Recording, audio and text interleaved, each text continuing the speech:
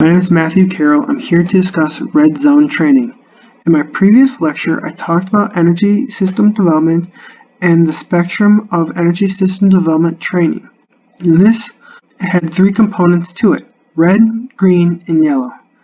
In these next few lectures, what I'm going to do is I'm going to actually break down each of these zones and talk about the importance of it and why it is important to introduce into your program. So for today, we're going to be talking about red zone training or high intensity training. So before I actually get into the meat of the red zone training, we're going to talk about a few concepts that play an important role in this training method. This first one is called excess post-oxygen consumption. It is defined as the elevated amount of oxygen consumed after exercise. So what does this mean? As soon as we finish exercise, our body is not done burning calories. What ends up happening is that an influx of oxygen consumed because we have to reduce the amount of hormones, repair the muscles, reduce the amount of lactic acid that's in the muscles, and increase the amount of oxygen storage back to the muscle. So what does this mean from an exercise standpoint? When I first start exercising, my body cannot jump from 0 to 60. It takes a little bit of time for the oxygen of the lungs to be able to meet the standards of the exercise. So what the body does is actually calls on the muscles to provide some of the oxygen to help out that initial portion of the exercise. So it sends down to the muscles squeeze the oxygen into the bloodstream, and this is actually how we provide oxygen into the system. But this actually causes a debt that can be paid later on once we finish exercising, because the body just wants to reach that steady state. It does not need more oxygen when we're exercising than necessary. This is what excess post-oxygen consumption is. It's that tail end. It's when we stop exercising. So what I love about this picture, it kind of shows it in a broad sense. So when we first start exercising, we kind of see that steady state and how we don't meet that standard. So we call on that muscle. That's what the little gray portion is that's the oxygen debt that is necessary to meet that steady state standard.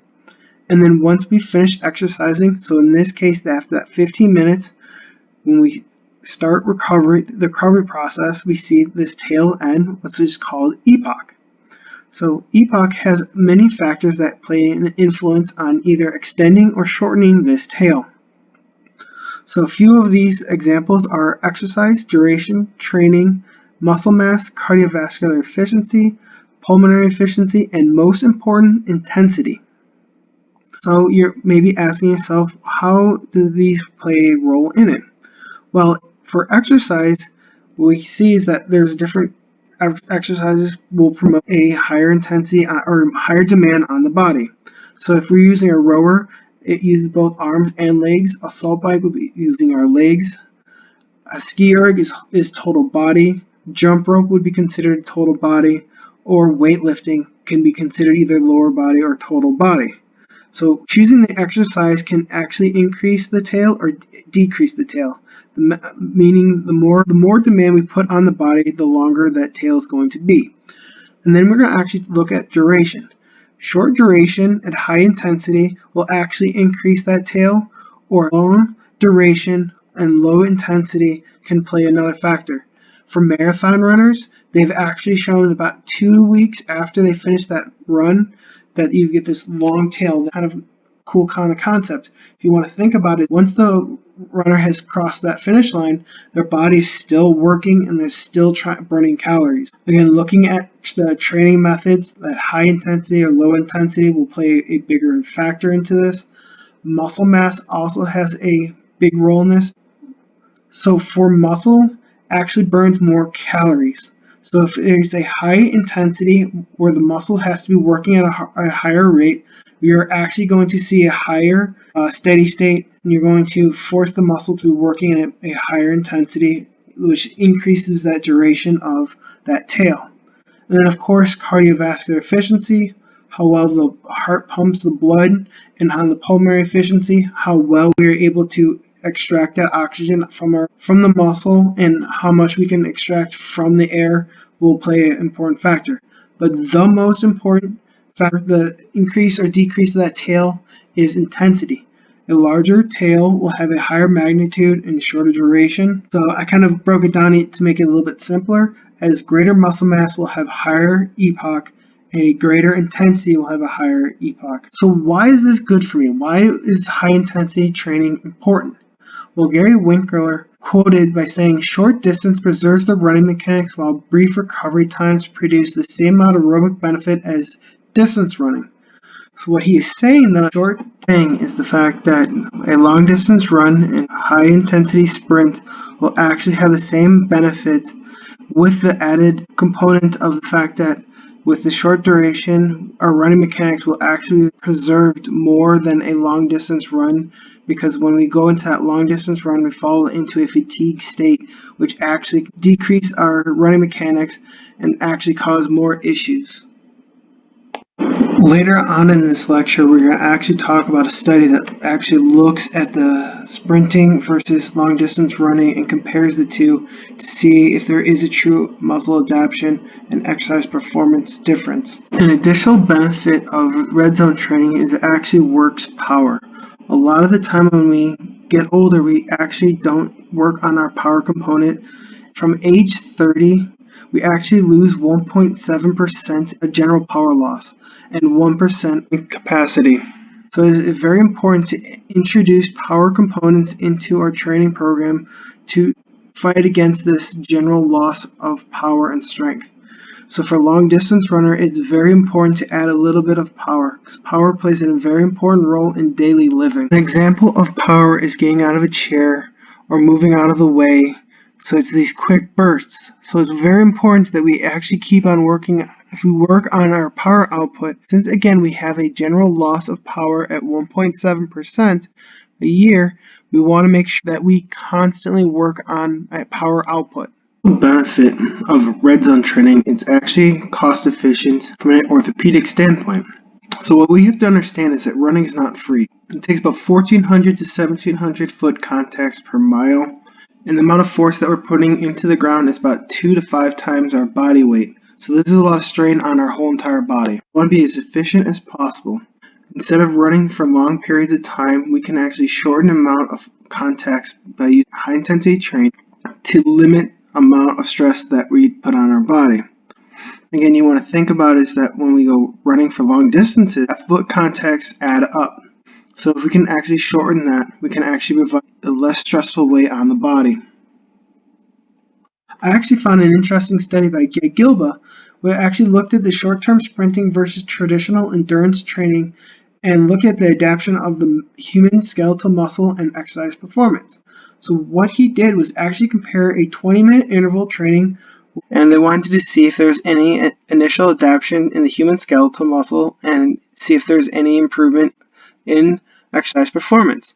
So what the study was looking at was that the sprinters ran for 20 minutes on an interval of 30 seconds on, 4-minute rest. The traditional runners ran for 90 to 120 minutes at their heart rate. What it showed was that they actually showed the same amount of improvement in oxygen utilization. So what it did show was that sprinting was actually far more efficient than it was for endurance training. Because in the study, both participants lost weight, but what was nice about it is that the sprinter only had to run for 1 hour a week versus the endurance runner who ran for 4.5 to 6 hours per week. That is a big difference because the sprinter was more efficient on the amount of time used. So what is interval training and why is it good for me? Interval training is simply alternating the periods work to rest, and what's nice about it is it actually can work the combination of both aerobic and anaerobic. So what's kind of cool about this is that if we did using heart rate, what we can do is we can actually have you run for 8 seconds and see what your heart rate is at, and for your rest we'll just wait for that heart rate drop down to 120, and then we can do multiple sets of this, and we're actually working both the anaerobic of the body working at that high intensity and the aerobic capacity of letting that heart rate drop back down to about 120. So that was one method, was actually looking at using the heart rate as a process of creating a work to rest ratio. Another way is actually doing time. So What we can do is actually look at time components. What I actually did here is wrote a time-based program. So it's a 9-week program of 8 seconds of hard sprinting and 52 seconds of rest for 8 sets. What I love about this and what I've done here is I've actually broken down how much we were working. So that first week we were only working 8 seconds of hard sprints for 8 sets. That's 64 seconds of work. So if you want to think about it, of 8 minutes of actual exercise, we're only doing 64 seconds of actual sprinting. So again, it's very efficient and it provides that caloric burn. In the heart rate method, what we're using is the heart rate to gauge the intensity of how hard we're working. So heart rate and intensity are closely related. Higher relative heart rate means higher intensity. So what we're going to do with this is let's have a person run for 8 seconds and we can see what their heart rate's at, their max heart rate. And what we'll do is let them rest until it reaches a heart rate about 120. And what we can do is we can actually cycle through each set of this, is that until they reach 120, they're not allowed to start their sprint. What's important about this is that we're both working anaerobic and aerobic. The anaerobic portion what we're working is that 8-second sprint, and the recovery is the actual aerobic work. Heart rate dropped back down to 120, and we do multiple sets of this, working that aerobic and anaerobic capacity, teaching that body how to work at that higher intensity. We get that caloric burn, we put the high demand on the muscle. A little bit tricky about this is that we actually have to keep the peaks about 6 beats per minute close to each other. So let's say I did it for 160, and then the second set I did it at 166, and then the next set was 172. That's showing me that we've pushed it too hard and that we want to keep that range. Another way we can do this is actually distance covered. So what we can do is we can have a fixed amount of sets. So again, looking at the 8 seconds of sprints, what we can actually do is find out how far we have to travel, and we can consistently work on that distance that we travel. Well, there's a cool method out there called maximum aerobic speed, which basically is work for 5 minutes, and we can actually tell how far we have to be traveling in a certain amount of time. So what I love about for high intensity training is that what I can say is for 8 seconds you need to cover 100 meters or 50 meters or whatever the set distance that is set for you. And what we can do is actually break that down and say for 8 sets you need to cover this amount of distance. And so we can provide a prescriptive component to it, so we allow you to know exactly where you're at. So these are ways that we can create a high intensity program for you. I want to thank you all for attending this, and if you have any questions, you can always email me at mcarroll@teamexos.com, or you're more than welcome to talk to your trainers at your site. Thank you again, and I hope you have a fantastic rest of your day.